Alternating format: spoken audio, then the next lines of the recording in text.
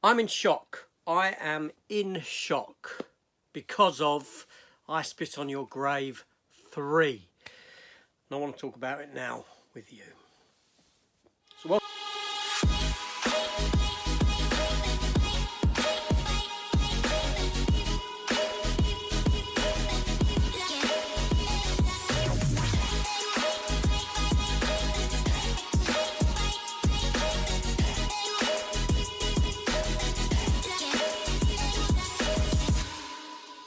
So welcome back to the channel, everyone. Welcome to this new movie review. So it stood to reason that I was going to bring you this review. I brought you reviews for I Spit on Your Graves 1 and 2 just the other day. I'm talking about the 2010 remake and its sequel from 2013. And here I am reviewing the third one for you. I took a day's break, at least anyway, to before I watched this one. I wasn't too overexcited about going into it, but yeah, let's just get into it. Please go and check out the other review if you're interested, and subscribe at the same time. Why not? So, I Spit on Your Grave 3, Vengeance is Mine, as it is subtitled in some territories. This film came out in 2015, had an 18 rating and a 92-minute runtime. The film actually sees the return of Sarah Butler, the actress from the 2010 remake, returning as Jennifer Hills, Jen Landon as Marie, Detective Boyle, played by Michelle Hurd, who has recently been seen in Star Trek Picard as Raffi. The film is written by Daniel Gilby and directed by Ardy Braunstein. So, why am I in shock? Why am I in shock? We'll get into that. So this film here, this plays more like a direct sequel to the first one, 2010 one, whereas 2013 was essentially a play-by-numbers remake, a different girl, same sort of scenario, different situation, all that sort of a thing. This one here is completely different in story, and that surprised me. We catch up with the character of Jennifer Hills, like I said, played by Sarah Butler. It's years later. She's now living in the big city under an assumed name, and she's obviously struggling with the events of what has occurred to her before, with this gang rape which took place, and the events thereafter. She's encouraged to go and join a sort of support group, where she does, and she meets these other individuals, all with their own stories and issues, ongoing issues that have been affecting them, and she befriends this one girl, played by Jen Landon, and they get on like house on fire, until such point that she comes to find out that this other girl has been murdered by her ex, who has managed to get off with it, and so she sort of goes on a vengeance spree and starts killing people, essentially, rapists. Now, I'm shocked because this film I actually enjoyed. I really enjoyed it. It's not without its faults. It's not without its problems, and we'll come into those as well. But what I appreciated was that this film has stepped away from the sort of narrative of the first and second one, done something different with it, caught up with the original character, not put her into the same situation, but actually delved deep into her psyche, into the events and how they've affected her psychologically, and the troubles that she's having, the troubles getting back to normal life, the distrust she has for men, the hatred she has towards men, and it made for compelling storytelling. It did. It certainly did.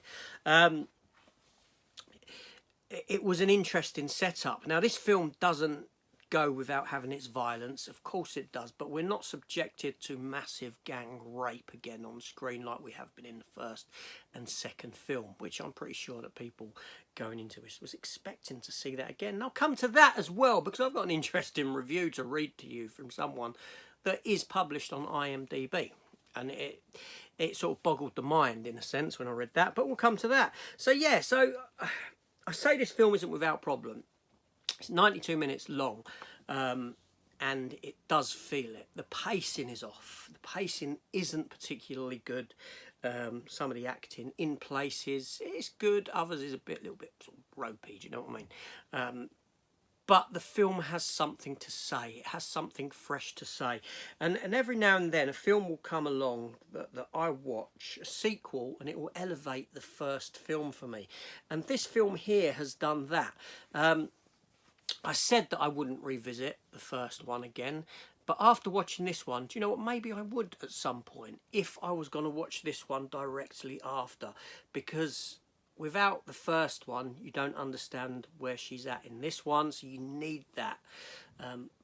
But it plays into themes that I enjoy, the psychological aspect of people changing because of events. The film even goes into stuff about the individuals from the first film. There's a lot of flashback scenes cut into the film when she's remembering stuff.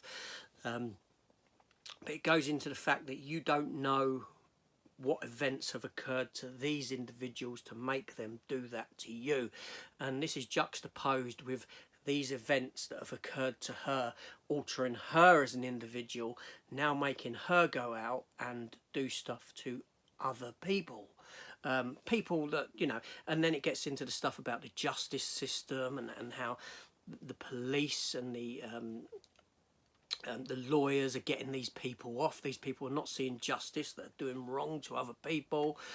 So it spins the whole thing on its head, and it gives it a quite a fascinating continuation of the story. And for that, I will take my hats off to it. Like I said, not the greatest, issues in pacing and all that. That aside, this took the project and it done something different with it. It went a route that I didn't expect this film to go, and I enjoyed what it had to say. Like I said, there are some violent scenes matching that of the first and second film. Of course, it gets into that towards the end, but you start to feel how this character of Jennifer has become unhinged, and it's all down to the effects of what has happened to her. Yeah, a great film. Now, like I said, in that sense, like I said, there was a review on IMDb when I'd done a little research into the film, and I wanted to read this to you because I found it quite fascinating and quite telling as well. So someone said that this is a poor sequel. It's a featured review. They gave it a 4 out of 10.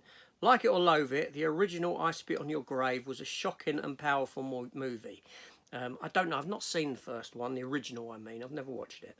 The 2010 remake, although somewhat over the top in the revenge department, was good. Part 2, nothing to do with its predecessor, was also quite good. Now, Part 2 was essentially a remake of the first one, you know, a play-by-numbers sequel. Part 3 picks up from the 2010 film with Sarah Butler reprising her role. This is the best thing about Part 3. She plays her part well and looks good doing so. I agree with that. The thin plot has her daydreaming about committing... has a daydreaming about committing murders and actually committing them, I think. It obviously didn't get a film. The ending is not great and it left me feeling somewhat disappointed. Sure, the killings are brutal and bloody, but there are many far better movies out there for that. Really quite a needless sequel. It lacks the amount of sexual violence of the previous movies and consequently is the only I Spit on Your Grave to be passed uncut in Britain by the BBFC. So this film, it's a needless sequel because it lacks the amount of sexual violence of the previous movies. So this tells you what this individual wanted from this film. That's what they went into it expecting that. I went into it expecting the same. I went into expecting that sort of a thing. Surprisingly, we didn't get it. And I'm quite happy with what they gave us instead. A thought-provoking film that shows the consequence, or tries to show consequences to people that this sort of thing has occurred to. So hats off for it doing something different. You should be ashamed of yourself if you're that person and you was expecting to see sexual violence on screen and that's what your sole purpose for watching the film was. It amazes me at times, people do. But each to their own. It's an opinion, and all opinions count. I'd like to have a talk with this individual in you know, a cross-reference of opinions in a nice manner, which I do enjoy doing. But yeah, so for me, this film, a thumbs up. And I'm going to get it. I'm going to pick it up on Blu-ray. Sod it, I will. Yeah, it elevated the first for me. The second one probably go unwatched again. But this one had something to say which was somewhat more thought-provoking than anything else. Anyway, this is AJ. There's my review for I Spit on Your Grave Part 3. Tell me your thoughts down below if you have seen this one. Now, is it worth me watching the original? Tell me. Is it worth me watching I Spit on Your Grave Deja Vu, is it? Sort of sequel to the remake that came out a few years ago. I've not seen it. Are they worth watching? Will I get something out of them? I'd be interested to see how that sequel took it, because I think that's a continuation of the first one, if that makes sense, but years later. So I'd be interested to see what they done with a sequel compared to what this done with a sequel. That'd be quite a good juxtaposition of two filmmakers taking it a different path, shall we say. But yeah, so let me know, comments down below, thoughts down below. I do reply to all comments, or at least I try to. It's AJ. I shall see you on the next one. Take care all, and goodbye.